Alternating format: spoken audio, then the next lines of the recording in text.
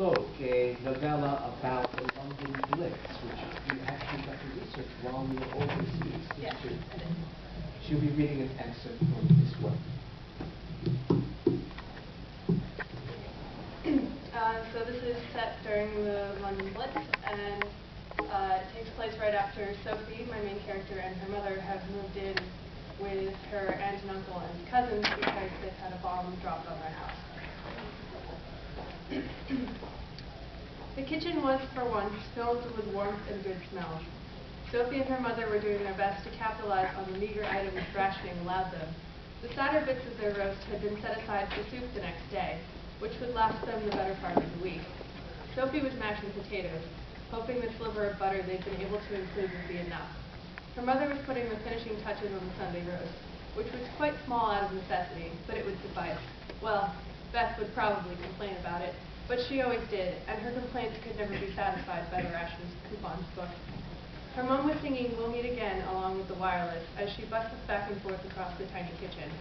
Sophie stood to the side of the stove, attacking the potatoes with a fork and attempting to stay out of the way. Upstairs, the door opened and Sophie could hear footsteps, the sharp, racing ones of her cousins and the slower, softer steps of her aunt. "Hello," her mother called upstairs, before turning her attention back to the song and the green beans. "We'll meet again, don't know where, don't know when." "Suzanne," her aunt called down the stairs, "but we'll meet again some sunny day. What is it, Helen?" As soon as her aunt came into the kitchen, Sophie knew something was wrong. Aunt Helen was looking at her mother as though she might shatter suddenly, and she was holding something in her hand. Sophie couldn't yet see what it was. Her mom had her back to the door and to her sister, still busy with cooking. Sophie just stood there dumbly, a potato-covered fork in her frozen hand. "Suzanne," her aunt repeated, and then her mother finally turned around to look. "You've had a telegram." Sophie's fork clattered to the floor. Her mom turned white as a sheet as her aunt held out the telegram envelope.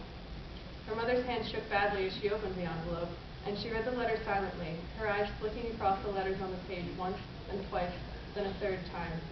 At last she let her hand drop, lowering the letter to her side, and she covered her face with her free hand, leaning against the countertop as though it were the only thing propping her up, the only thing keeping her from deflating completely. "What's happened?" Sophie whispered at last. She knew what telegrams meant. She knew only too well. But she wouldn't believe it, just by looking at the yellow envelope in her mother's hand. She had to see it. She had to know. It couldn't be real till then. Her breath was lodged tight in her throat as she watched her mother sink further against the counter, watched her aunt cross the kitchen and take her sister's arm and lead her to a chair. "Suzanne." Her mother cracked then, a sharp sob bursting from her and shaking her thin shoulders. Sophie couldn't move, but her aunt wrapped her arms around her sister, making soft shushing noises that probably would do nothing to help. As Sophie just stood there, rooted to the floor, her heartbeat wild in her ears as it pounded out, "Please no, please no, please dear God, no."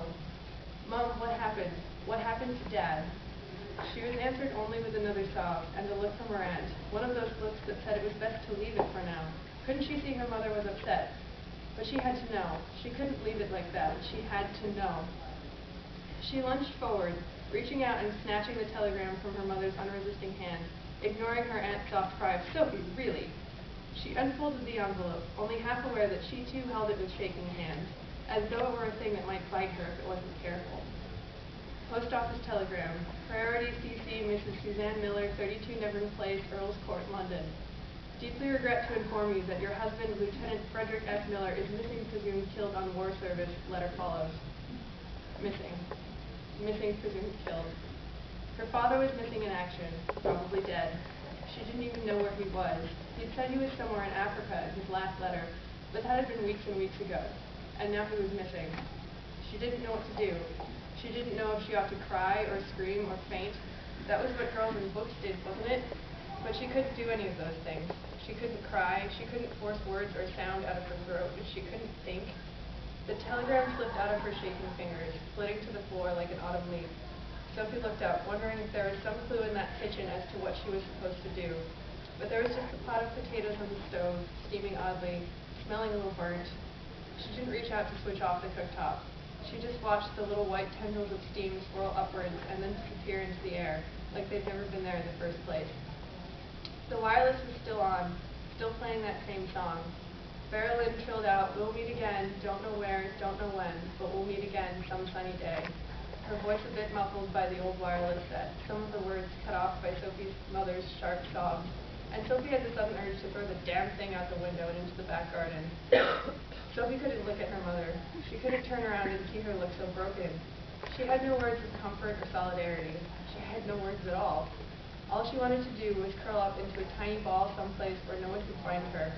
If she made herself small enough, pulling all the parts of her in as far as she could, in a place where she was forgotten about, maybe she would stop losing things.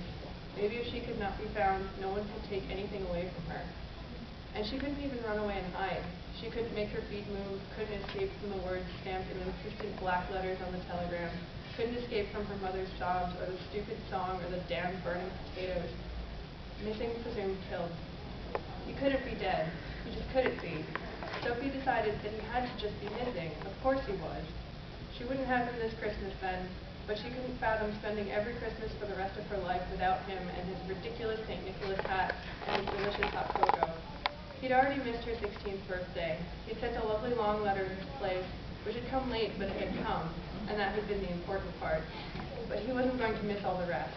She wasn't going to spend the next few years coming home to this overcrowded flat full of aunts and uncle and cousins and missing her dad. She and her mom and dad would find a new place to live once the war was over, once he'd come home, and he'd greet her as she came back from school the same way he always did. He'd talk about books with her over tea, discussing the characters in Twelfth Night and Robin Hood and Sherlock Holmes as though they were real people. She wasn't going to lose that. "He's not dead," she finally said aloud, the words sounding funny and distant in her ears, as though she wasn't really saying them. "He can't be." Her mother and aunt ignored her, or didn't hear her. It didn't matter, and she didn't repeat herself. She was trying to convince herself more than anything. She wanted to tear across the continent and look for him, turn over every tree in France or every stone in Egypt, search every house in whatever place he was in until she found him. But she couldn't. There wasn't anything at all that she could do to fix this. She had to stay in London. She had to help with chores and walk through lonely, battered streets with lonely, battered people. And there was no boat or plane or train that would take one girl away from all that to go and search for someone she'd lost. Thank you.